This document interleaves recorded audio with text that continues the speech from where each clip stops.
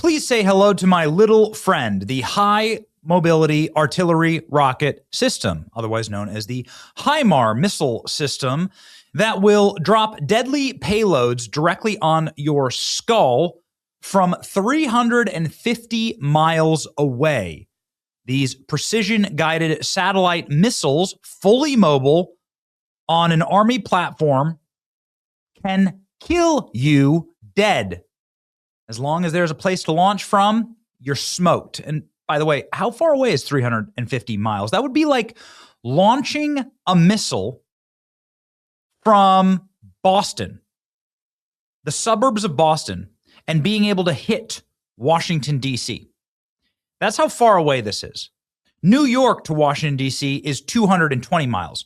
So launching from New York and hitting D.C. is insane. But 350 miles direct across would be effectively the suburbs of Boston to Washington, D.C., being able to attack at that distance. It is an insane platform. The HIMARS is a full-spectrum, combat-proven, all-weather, 24/7 lethal and responsive wheeled precision strike weapon system. HIMARS stands as a combat-proven mainstay in the Army's fleet of launchers and supports one of the Army's top modernization priorities, long-range precision fires. The rocket launcher provides close and long-range precision rocket and missile fire support for joint forces, early entry expeditionary forces, contingency forces, and field artillery brigades supporting brigade combat teams. Field artillery brigades supporting brigade combat teams. Oh, that's interesting. So understand this from an operational perspective. You can drive your HIMARS missile system anywhere and launch missiles for 350 miles in any direction without having to build a silo, without having to fly a plane over enemy territory, without having to put Americans in jeopardy at all. Now we're going to change the game. Get a load of this. Here's a HIMARS missile being fired from Bahrain towards Iran. Oh no, this just happened yesterday.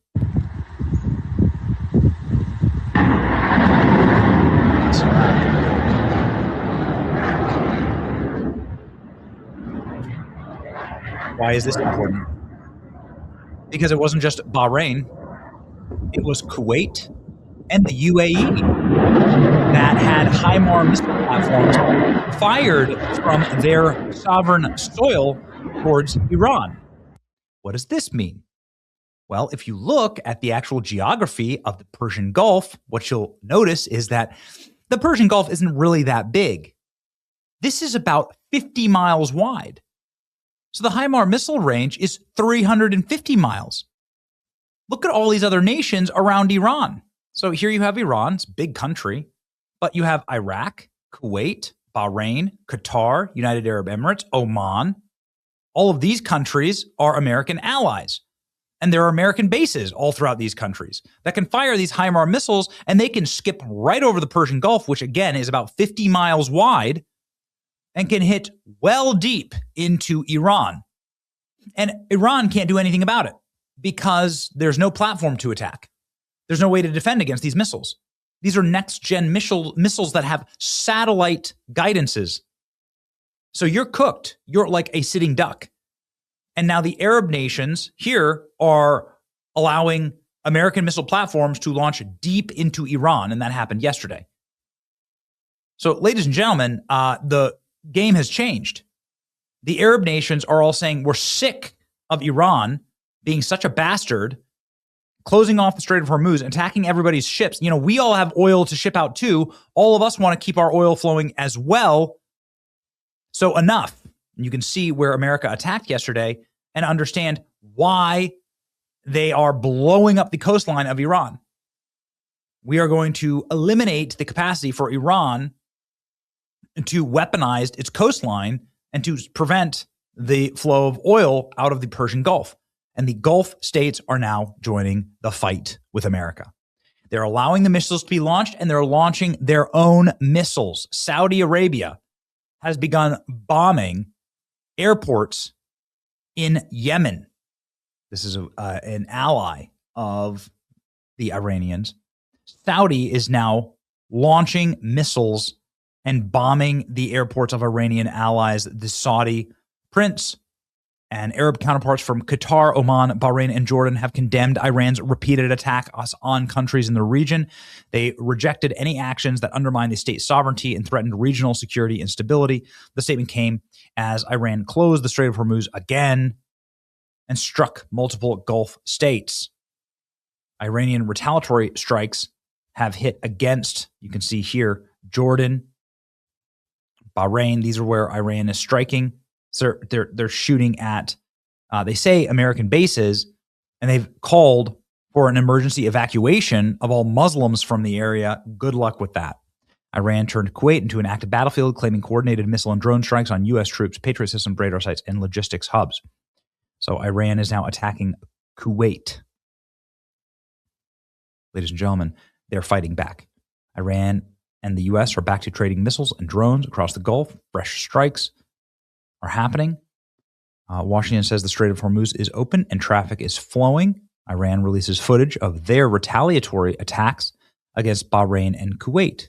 They can't hit America, but American platforms like HIMARS are hitting them from these sovereign territories that have them surrounded. You can see here, Iran wishes to control this coastline, their coastline here, but can't if this entire coastline is completely weaponized against them, and America can launch ground-based forces and missiles at them. Qatar strongly condemns repeated Iranian attacks on Jordan, Bahrain, and Kuwait. So now all the Gulf nations are attacking Iran or allowing U.S. military to base missiles off their sovereign territory. Iran warned Gulf countries that any cooperation with the U.S. would be considered an act of war. Whatever. Iran, it is what it is. Iran struck Bahrain 5 times. Satellite images confirm damage to a warehouse inside of the U.S. Fifth Fleet in Bahrain. The UAE strongly condemns renewed Iranian hostile attacks. So it looks like they're all gathering together. Saudi Arabia is not drifting into an anti-American alignment. Yemen presents an opening. The strike signals that the government and its Gulf backers mean to contest Iranian resupply. Iran stands increasingly alone, its proxies exposed, and its logistics interdicted by the very states it once expected to intimidate. So now it's time for strength. Ladies and gentlemen, Saudi Arabia bombed Sana's airport's runway today to stop Houthi delegation from flying home from Khamenei's funeral. The plane landed anyway. A senior official is now floating a full closure of the Strait, a choke point that carries roughly 10% of the seaborne trade. Once failed airstrike, one big threat to global shipping. That's the exchange right now. So Yemen might be the next to go. We'll see. Moment Saudi Arabia airstrike on Houthi-controlled Sana'a International Airport in Yemen. It's a great airport. I wonder if they have a Dunkin' Donuts. It looks like a special airport. I wonder if they have a golden... I wonder if they have a P.F. Chang's here. Do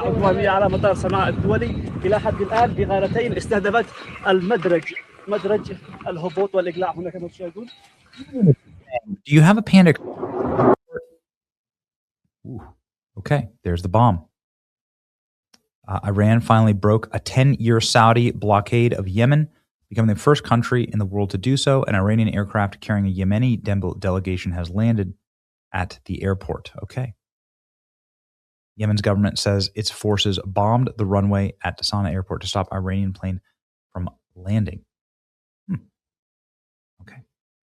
Shortly before the Saudi strikes, the internationally recognized Yemeni government warned Iranian plane that landed at the airport against breaching Yemeni airspace. So very interesting. Close-up footage of the moment the Royal Saudi Air Force bombed an attempt to prevent a Iranian plane from landing. The aircraft was carrying a group of Houthi terrorist leaders.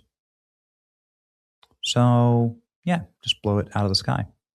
This is what's been happening. I mean, why would you side against the United States of America here?